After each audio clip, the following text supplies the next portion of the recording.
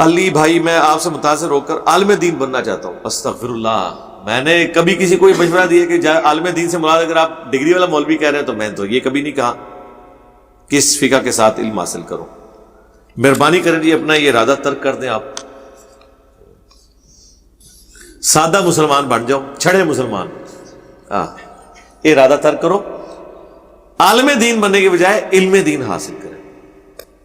عالم دین سے مراد میں so called جو آج کل, چونکہ ایک ٹرم کوئی اتنی متبرک ٹرم تو نہیں رہی ہے, علم حاصل کرنے کے لیے آج کل تمام ریسورسز اویلیبل ہیں.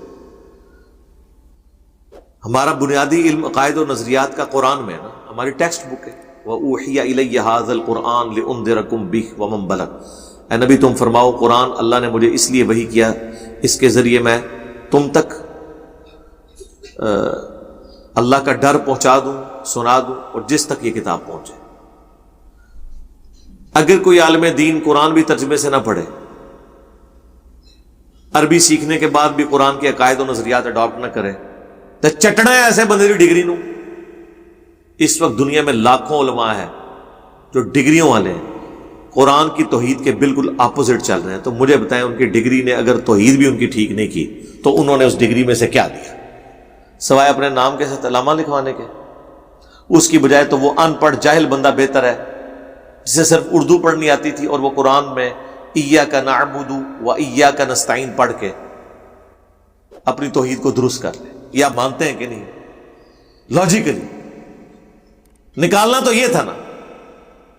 اس مولوی کا کیا فائدہ جس نے دورہ حدیث کے اندر حدیث کی کتابیں تو پڑھی, چاہے وہ دورہ کرتے ہوئے پڑھی, لیکن اینڈ پہ جا کے احادیث کے بالکل اپوزٹ نماز کا طریقہ اڈاپٹ کر لیا, اپنے بزرگوں کے عقائد و نظریات اڈاپٹ کر لیے, تو اس نے ان احادیث کی کتابوں سے کیا نکالا؟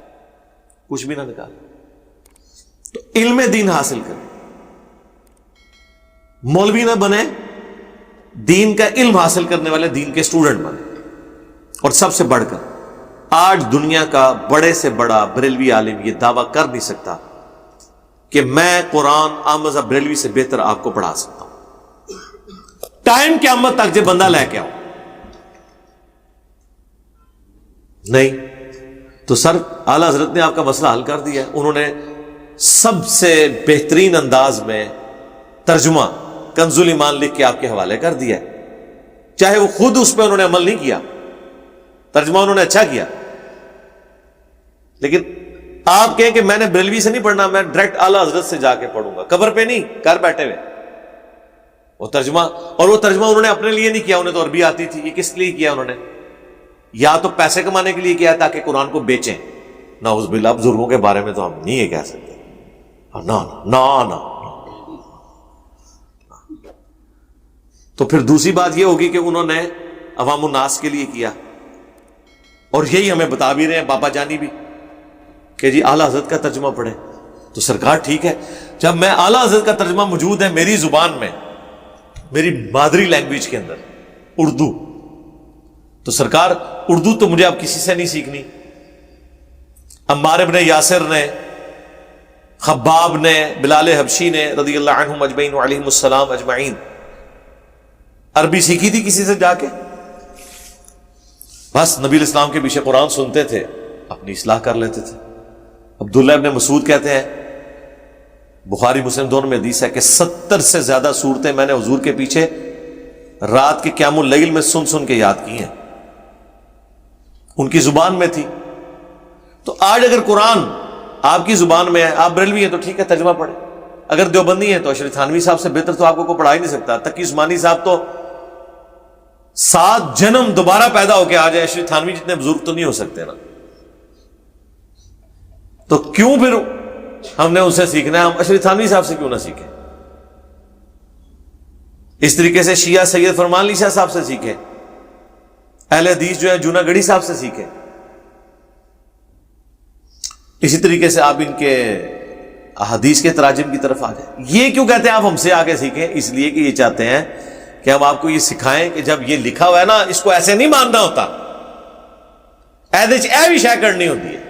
اس کا ثبوت میں آپ کو بتاؤں, مفتی احمد یار خان نعیمی صاحب نے مشکات کی پوری شرح لکھی ہے کئی جلدوں کے اوپر, جب کتاب الجنائز چیپٹر میں قبروں پہ مزارات بنانے، قبریں پکا کرنے، قبروں سے مانگنے، اس حوالے سے جو احادیث آئی ہیں نا، اس سے پہلے انہوں نے اتنی وہ حدیثیں نہیں جتنے انہوں نے صفحے کالے کی ہیں پہلے، بعد میں نہیں. یعنی ابھی تو ہوتا ہے کہ پہلے کوئی آیت حدیث لکھتا ہے، اس کی شرح بیان کرتا ہے، اور ایک اتنے چلاک لوگ ہوتے ہیں کہ وہ آیت حدیث آنے سے پہلے ہی شرح لکھ دیتے ہیں تاکہ آپ کی مت مار دے، آپ کو سن کر دے، آپ کی وہ حصی ختم کر دیں کہ آپ قرآن و حدیث سے کچھ حاصل کر سکیں. اور اس میں انہوں نے کہا کہ ابھی یہ حدیثیں آئیں گی، آپ نے اس سے یہ مطلب نہیں سمجھنا، یعنی جو کچھ لکھا ہے وہ نہیں سمجھنا. بخاری کا اگر دیوبندی اور بریلوی ترجمہ کریں گے تو رفع الیدین والا چیپٹر آئے گا تو آپ کو ان کو نظر آئے گا آپ کو کہ ان کی کانپیں ٹانگ رہی ہوں گی، یعنی کہ ٹانگیں کانپ رہی ہوں گی، اور یہ اتنے خطرناک ہوئے ہوں گے، یعنی کہ خطرناک ہوئے ہوں گے.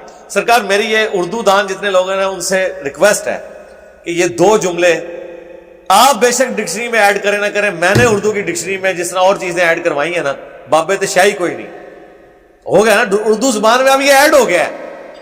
جس طرح کہ وہ سید بلال قطب نے کہا تھا نا، وہ کہتے ہیں نا کہ جی وہ تو شاہی کوئی نہیں، وہ کہتے کون ہے، پہلے تو نہیں تھے کہتے.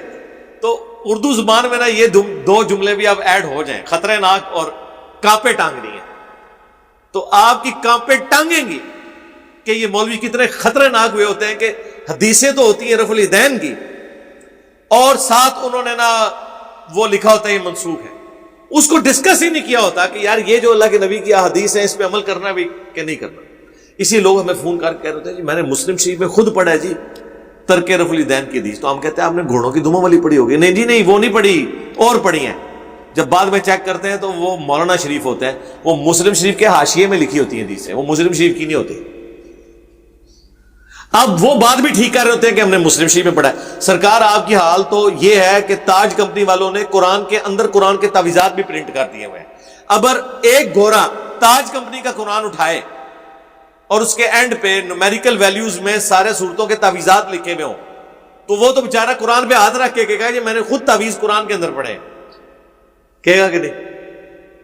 وہ تو آپ اس کو پھر بعد میں بتائیں گے نا کہ یار یہ خطرے ناک کام جو ہے نا جس سے آپ کی کانپیں ٹانگ گئی، یہ مولویوں نے کیا ہوا ہے. قرآن اس مصحف کے ساتھ اس کا کوئی حصہ نہیں ہے. سرکار جو قوم قرآن کے اندر تعویذات لکھ دے وہ حدیثوں کے ساتھ کیا کرتی ہوگی،